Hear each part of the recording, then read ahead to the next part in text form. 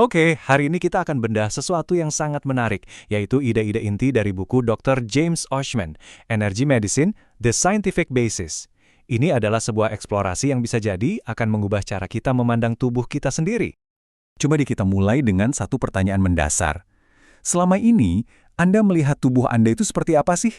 Apakah cuma sekumpulan bagian-bagian kimiawi, seperti sebuah mesin?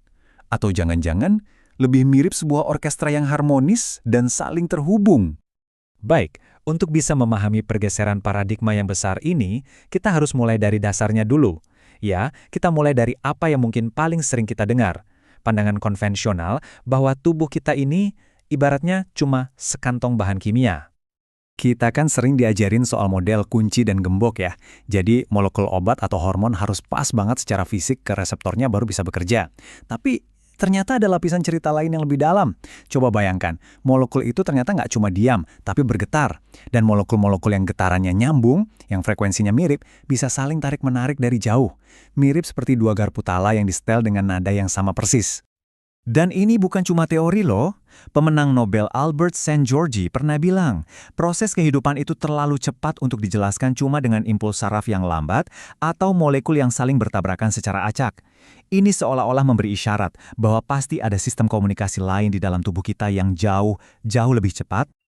Oke, kalau kimia saja nggak cukup cepat, lalu apa dong? Nah, disinilah jembatannya mulai kelihatan. Jawabannya itu sebenarnya sudah ada di depan mata kita, sesuatu yang bahkan diukur oleh kedokteran modern setiap hari, listrik di dalam tubuh kita sendiri. Dan ini bukan bicara soal ilmu semu, sama sekali bukan. Kita bicara tentang teknologi medis yang sudah standar. Ada EKG untuk jantung, EEG untuk otak, EMG untuk otot. Itu semua adalah bukti nyata kalau tubuh kita secara konstan menghasilkan medan bioelektrik yang bisa diukur. Ini adalah fakta medis.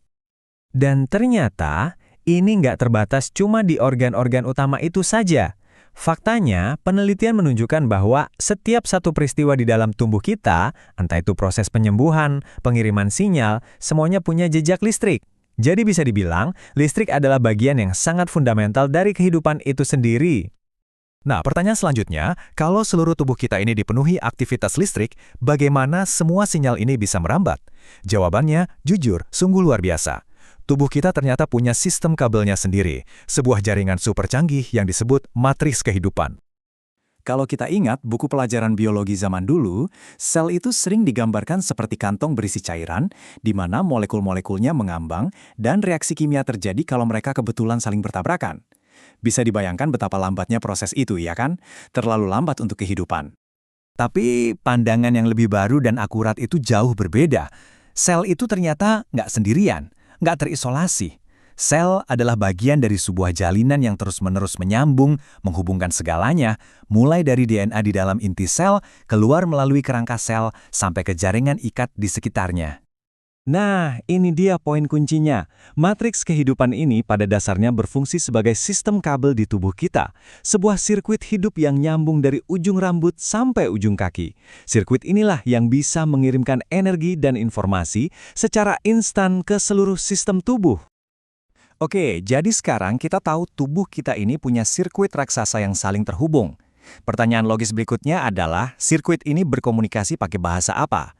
Ternyata, ia berbicara dalam bahasa getaran. Bahasa utamanya adalah resonansi. Coba bayangkan seorang penyanyi opera yang bisa memecahkan gelas kaca hanya dengan suaranya. Nah, itulah resonansi. Frekuensi suara yang tepat mentransfer energi ke gelas, membuat gelasnya ikut bergetar begitu hebat, sampai akhirnya pecah. Prinsipnya sama. Tubuh kita juga sangat ahli dalam proses transduksi. Ini adalah istilah untuk mengubah sinyal dari satu bentuk energi ke bentuk energi lain. Contoh paling gampangnya, telinga kita. Telinga mengubah getaran suara menjadi sinyal listrik yang bisa dimengerti oleh otak. Nah, tubuh melakukan hal ini pada segala jenis energi. Cahaya, sentuhan, suara diubah menjadi sinyal biologis yang bisa berjalan di matriks kehidupan. Ini semua mungkin kedengarannya sangat teoretis ya. Tapi, ternyata ada aplikasi medis nyata yang sudah diteliti dengan baik di mana sirkuit tubuh ini benar-benar sedang diretas untuk tujuan penyembuhan. Contoh klasiknya adalah terapi PMF. Ini bukan hal baru loh. Ini sudah disetujui oleh FDA di Amerika Serikat sejak tahun 1979. Terapi ini menggunakan medan magnet berdenyut yang sangat lemah untuk memicu arus listrik kecil di dalam tubuh. gunanya untuk membangunkan kembali proses penyembuhan, terutama pada kasus patah tulang yang membandel. Dan disinilah letak keajaibannya. Ternyata kuncinya bukan pada kekuatan sinyalnya, melainkan pada frekuensi yang tepat. Ini adalah resonansi dalam praktek. Misalnya frekuensi 2 Hz bisa membantu regenerasi saraf. Ganti ke 7 Hz itu bisa merangsang pertumbuhan tulang. Jadi seolah-olah setiap jaringan di tubuh kita mendengarkan nada spesifiknya sendiri untuk bisa sembuh. Jadi mari kita simpulkan poin-poin kuncinya. Kita beralih dari memandang tubuh sebagai kumpulan bahan kimia acak menjadi melihatnya sebagai sistem elektrik yang cerdas, sebuah matriks kehidupan yang berkomunikasi melalui getaran dan resonansi untuk memulai penyembuhan. Ini semua membawa kita pada satu pertanyaan penutup yang sangat kuat. Kalau tubuh kita memang benar-benar sebuah sirkuit yang resonan, layaknya sebuah orkestra, bagaimana hal itu seharusnya mengubah pendekatan kita terhadap kesehatan? Ini benar-benar membuka sebuah dunia baru, mengundang kita untuk berpikir melampaui pil dan mulai mempertimbangkan frekuensi penyembuhan